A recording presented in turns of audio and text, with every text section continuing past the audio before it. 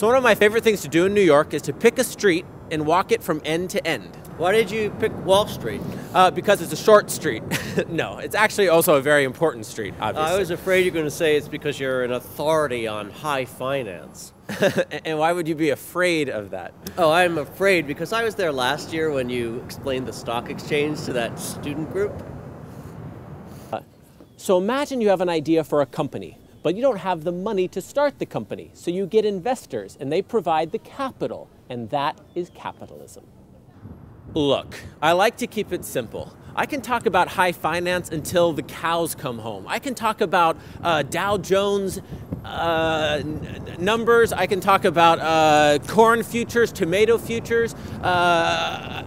I can talk about the Expostulation Act of 1954, which is probably something you've never heard of. Look, I have a fervent passion for banking. I have both a checking and a savings account, but I don't want to get too technical. I want to keep it level. I want to keep it down to the group. We're not here just to talk about banking. We're here to talk about great architecture. Woo! We're here to talk about Herman Melville and give some trivia, dispel some myths, and maybe meet a few friends. So now, let's start our walk on Wall Street. So we're at the eastern terminus of Wall Street, where Wall Street runs into South Street at the East River. The first question right off the bat, how can Wall Street end at the South Street at the East River? It's a wonderful question. Was anybody asking, wondering? Anybody want to? Okay, well, the question is, how can South Street and the East River run parallel? We need to look at a map. So here's Manhattan. When we talk about Manhattan, we talk about uptown and downtown, and we associate that with north and south.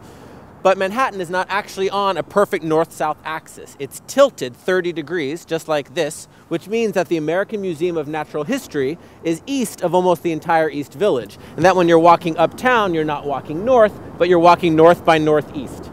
And if that doesn't have you walking into walls, I don't know what will.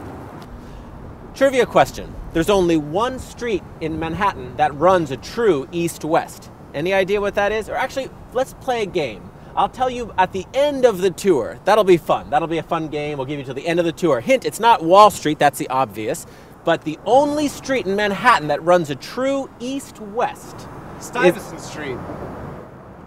Well, game over. That was fun.